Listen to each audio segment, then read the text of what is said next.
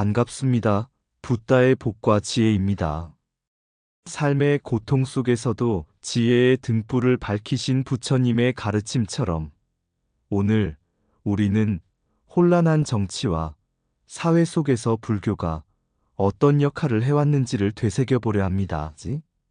수양제의 이야기를 통해 불교가 단지 신앙을 넘어서 민심을 어루만지고 공동체를 회복시키는 지혜였음을 함께 살펴보고자 합니다.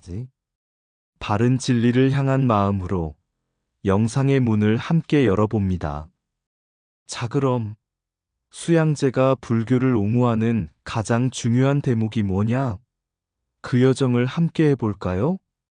한 줄의 다라니가 백성의 눈물을 닦다. 수양제가 고구려 원정에 3번이나 나섰을 때 전쟁에 동원된 병사들은 말없이 떠났지만 그 가족들의 슬픔은 눈물로 강을 잃었습니다. 나라의 국가는 비고 백성들의 삶은 점점 더 황폐해져 갔습니다. 어느 날 궁궐로 올라온 상소 하나가 수양제의 마음을 크게 움직였습니다. 폐하, 저희 마을에서는 그를 모르는 노파가 매일 아침 다라니 한 구절을 염송하며 가족의 무사귀환을 빌고 있습니다. 그분은 경문의 뜻은 알지 못하지만 다라니의 음성을 통해 자비를 느낀다 하였습니다. 부처님의 말씀은 글자가 아니라 마음에 닿는 소리였습니다. 이 이야기를 들은 수양제는 문득 깨달았습니다.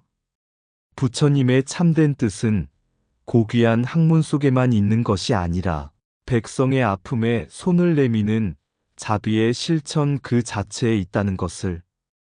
그는 그 길로 다라니 경을 널리 펴도록 명하고 문맹이든 어린이든 누구나 따라 외울 수 있도록 불경을 정리하게 했습니다. 이후로 궁궐 안의 찬란한 불상보다 시골 촌부의 입에서 울려 퍼지는 다라니가 더 크고 깊은 공덕을 지닌다는 이야기가 나라 안에 퍼졌습니다. 한자의 진언이라도 믿음으로 염송하면 백천의 고통이 쓰러지나니 대반야 바라밀다경. 무너진 성벽보다 먼저 무너진 것은 백성의 마음이었다. 수양제가 고구려를 3차례나 정벌했을 때 전장에는 북소리가 그치지 않았고 마을마다 젊은이가 사라졌습니다. 고구려 성을 넘지 못한 군대보다 먼저 무너진 것은 나라의 재정이었고 재정을 일으키겠다며 걷어간 것은 백성의 마지막 밥 한 술이었습니다. 한 시골 마을에 어린 자식을 셋이나 둔 노파가 살고 있었습니다. 남편은 징집되었고 집안의 밭은 오래전에 세금으로 넘어갔습니다. 그 노파는 매일 절터 언덕에 올라 작은 돌탑을 쌓으며 염송했습니다. 인연 따라 흘러가고 모든 것은 변하며 남의 고통이 곧 나의 고통이니 원컨대 세상이 눈을 떴으면. 어느 날 지나가던 승려가 노파에게 물었습니다. 무슨 연부를 하십니까? 노파는 대답했습니다. 그저 사람이 사람이길 바라는 마음뿐입니다. 왕은 전쟁이 옳다 하였지만 그 전쟁의 아비를 잃고 아들을 잃은 백성의 눈에는 그것이 옳지 않았습니다. 승려는 눈시울을 붉히며 합장했습니다. 보살이 여기 계셨군요. 부처님의 가르침은 말 속에만 있지 않고 당신처럼 남의 고통을 내 고통으로 아는 마음에 있습니다. 그해 겨울 전쟁은 끝났고 수나라의 국운도 저물었습니다. 하지만 사람들은 훗날에도 이렇게 말했습니다. 무너진 성벽보다 더 깊은 무너짐은 부처의 자비를 잊고 백성의 고통을 외면한 마음이었다. 무상강대한 제국도 치밀한 전쟁도 모든 것은 변한다. 영원한 권력은 없다. 연기 굳고 파탄은 전쟁의 실패에서 비롯되었고 세금의 과중은 백성의 고통을 낳았다. 자비 지도자는 백성의 고통을 자신의 고통으로 여겨야 한다. 남의 고통을 알지 못하면 그대도 곧 고통의 주인이 되리라. 법구경 중 칼로 이룬 제국은 칼보다 먼저 무너진다. 백성이 우는 소리를 듣지 못하는 자는 결국 그 울음속에 침몰한다. 높은 성은 쌓기 쉬우나 백성의 마음은 쌓기 어렵다. 무상한 세월은 제왕도 삼키고 자비로운 마음만이 오래 남는다. 많이 가진 자가 더 가져야 할 것은 백성의 고통, 그 무게다. 고통은 홀로 오지 않는다. 인연 따라 잘못 따라오나니 부처는 법당에 있지 않다. 굶주린 이를 외면하지 않는 손 안에 있다. 연민 없는 권력은 연기법을 거스르는 어리석음이다. 세금을 거둘 때 자비를 잃는다면 그 나라는 이미 길을 잃었다. 백성이 등을 돌릴 때 천도 또한 등을 돌린다. 자비란 멀리 있는 것이 아니다. 오늘 누가 굶는지를 묻는 것이 자비다. 진정한 승리는 전쟁 뒤에 남은 눈물의 양으로 판단해야 한다. 지도자의 덕이 마르면 백성의 밥상도 마른다. 전쟁을 승리라 말하기 전에 백성의 무덤수를 세어보라. 세상의 모든 나라는 무너질 수 있으나 자비의 마음은 무너지지 않는다. 다란이 한 줄로 어진 정치를 대신할 수 있는가? 수양제는 전쟁의 패배 이후 백성의 원망과 고통에 직면했다. 세금은 끝없이 오르고 백성들은 밥 대신 눈물을 삼키고 있었다. 이에 황제는 생각했다. 불교는 마음을 다스리고 고통을 잊게 한다 하니 다란이를 널리 퍼뜨리면 백성도 안정을 찾겠지. 그리하여 궁궐 안 승려들을 불러 대령시키고 말하였다. 온 나라에 퍼질 수 있는 다란이를 만들어라. 백성이 외우기 쉬워야 하고 그 마음을 달래야 한다. 수많은 스님들이 명령을 받고 글을 찍고 경을 펴냈다. 그러나 그중 한 노승은 머리를 조아리며 아뢰었다. 폐하, 부처님께서는 경전을 정치의 도구로 쓰라 하지 않으셨습니다. 다란이는 마음의 독을 없애기 위함이지 입만으로 읊조린다 하여 고통이 사라지진 않습니다. 수양제가 말하였다. 그럼 어찌해야 민심을 얻겠는가? 내가 나라를 다시 일으켜야 하니 부처의 힘을 빌려야 하지 않겠는가? 노승은 조용히 답했다. 민심은 다란이 한 줄보다 따뜻한 죽 한 그릇에서 옵니다. 법은 믿음에서 나오되 그 믿음은 백성의 고통을 나누는 지도자에게서 피어납니다. 백성이 굶주릴 때 경전을 외우는 것은 물 없는 항아리에서 바다를 찾는 것과 같습니다. 수양제는 말이 없었다. 그러나 그는 여전히 경을 편찬했고 다란이를 인쇄해 배포했다. 백성들은 다란이를 외웠지만 배를 채우진 못했다. 다란이는 입으로 외우는 것이 아니라 고통을 함께 나누는 마음으로 완성된다. 백성의 아픔 위에 쌓은 불경은 공허한 종소리일 뿐이다. 부처님은 왕을 위해 설법하지 않으셨다. 오직 중생을 위해 입을 여셨다. 기도는 굶주린 이를 먹이는 손길 위에서 비로소 진실해진다. 경전을 수천 권 외워도 한 사람의 눈물을 닦지 못하면 그 지혜는 헛되다. 자비는 소리로 전해지는 것이 아니라 행동으로 드러나는 것이다. 나라를 살리는 법은 불경보다 백성의 마음을 먼저 읽는 데 있다. 참된 통치는 경전보다 따뜻한 죽 한 그릇에서 시작된다. 부처님께선 군주의 권력을 의지하지 않으셨고 오직 진리를 의지하셨다. 다란이는 정치를 위한 연기가 아니라 어두운 중생을 위한 등불이다. 백성을 위로하려거든 다란이를 베풀기 전에 고통을 함께하라.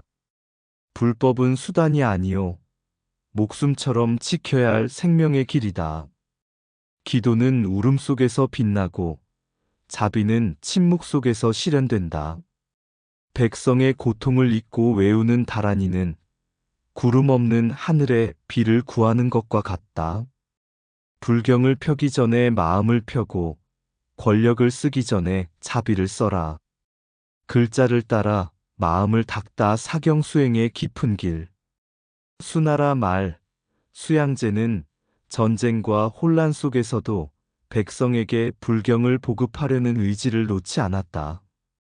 그는 다란히 불경을 널리 펴고 백성 누구나 쉽게 기도하고 읽을 수 있도록 하려 애썼다. 그러나 많은 경전이 널리 퍼졌어도 진심으로 그 뜻을 체득한 이는 많지 않았다. 그 시기 궁중의 한 서생은 불경 보급의 의미를 깊이 고민하다가 어느 날 한 노승을 찾아갔다. 노승은 종이에 경전을 쓰고 있었다. 서생이 물었다. 스님, 불경은 이미 인쇄되어 있거늘 어찌 손수 사경을 하십니까? 노승은 붓끝을 멈추지 않고 말했다. 경전을 읽는 이는 많지만 경전 속에 들어가는 이는 드물다네. 그 말에 서생은 조용히 앉아 노승의 사경을 바라보았다. 붓이 한 글자, 한 획을 그을 때마다 노승은 숨을 고르고 경전의 뜻을 마음에 되새겼다. 그 글귀를 쓰며 노승은 눈을 감았다. 색은 곧 공이라. 이 몸도 공하고 이 권력도 공하고 이 욕망도 공하구나. 노승의 붓끝에서 흘러나온 것은 단순한 먹물의 흔적이 아니라 몸으로 쓴 마음의 경전이었다. 서생은 그날 이후 매일 한 줄의 경전을 쓰기 시작했다. 그리고 알게 되었다.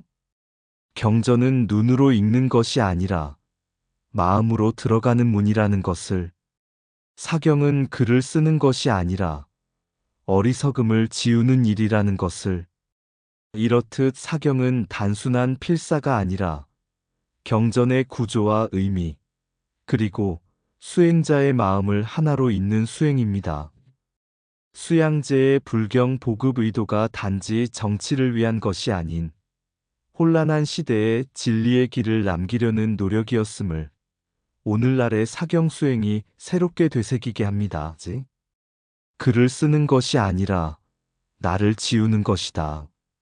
한 글자 사경할 때마다 한 번의 번뇌가 씻긴다. 불경은 눈으로 읽는 것이 아니라 마음으로 새기는 것이다. 경전을 필사하는 손보다 참회하는 마음이 먼저 움직여야 한다. 사경은 붓끝으로 진리를 새기고 마음 끝으로 무명을 지우는 길이다. 글자마다 부처의 숨결이 깃들어 있으니 경전은 살아있는 스승이다. 한 획의 정성이 천겹의 지혜를 만든다. 사경은 참선보다 느리지만 그 안엔 깊은 깨달음의 숨결이 있다. 내가 경전을 적는 것이 아니라 경전이 나를 새롭게 하고 있다. 한자 한자가 공을 배우고 무상을 체득하는 길이다. 속도보다 자세가 중요하고 지식보다 공경이 중요하다. 경전을 외우는 이는 많지만 경전 속에 들어간 이는 드물다. 먹과 종이는 도구일 뿐 진리는 마음에서 비로소 꽃핀다.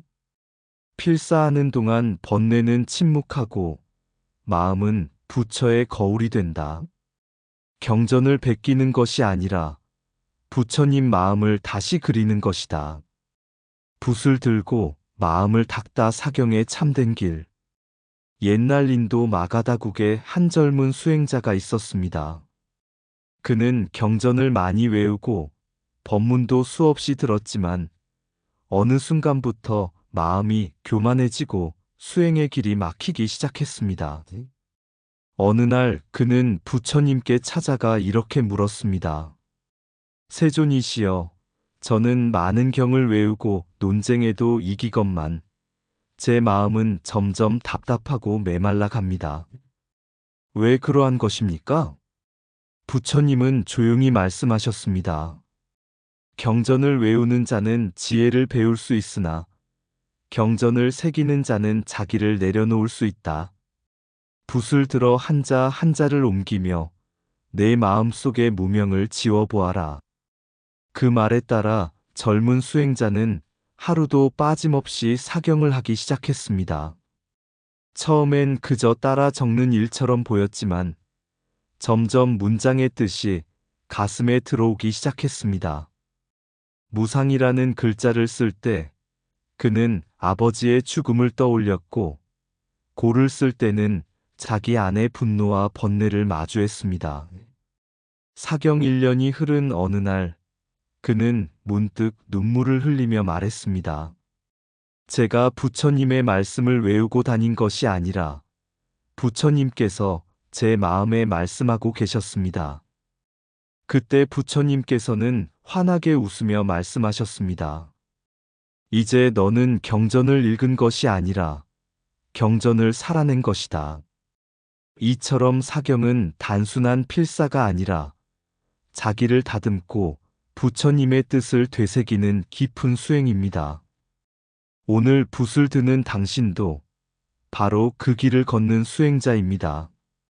한자 한자가 당신의 삶을 맑히고 당신의 마음을 깨우는 부처님의 말씀입니다. 경은 읽는 것이 아니라 사는 것이다. 이 진리를 품고 오늘도 한 획을 정성으로 새겨봅니다.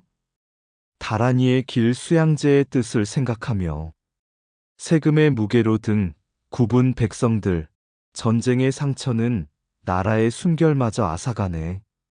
황궁의 장막 너머로 들려오는 탄식, 그 속에 수양제, 붓을 들었도다. 높은 경전, 뜻은 깊고도 머나먼데 누가 이 글귀를 온전히 헤아리랴? 그러나 진리의 음성은 글자 너머에 다란히 한자에도 부처의 순결이 스며 있도다. 기도의 소리, 짧은 구절이지만 그 속에 무명을 거두는 빛이 있고 질곡의 삶을 견디게 하는 지혜의 물줄기 흐르네. 수많은 경전이 그의 손을 거쳐 백성의 마을마다 흩뿌려졌으니 종이 위에 새긴 것이 아니라 그 마음에 새긴 잡이었으리. 나라의 기둥이 무너질 때 그는 검이 아닌 경을 선택했도다. 참된 권력은 정벌이 아니라 백성을 향한 부처의 음성임을 알았기에 이상 붓다의 복과 지혜였습니다. 오늘도 복지구족한 날 되세요. 구독과 좋아요는 붓다의 복과 지혜를 밝히는 큰 자비의 등불이 됩니다.